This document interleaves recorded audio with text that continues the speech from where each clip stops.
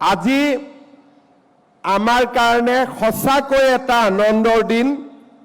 আজি আমি 156 গৰাকী প্ৰাৰ্থীক পুলিচত উপ পৰিদৰ্শক হিচাপে নিযুক্তি দিম আৰু 5410 গৰাকী প্ৰাৰ্থীক আমি কনিষ্টবলৰ চাকৰিত আমি নিযুক্তি দিম।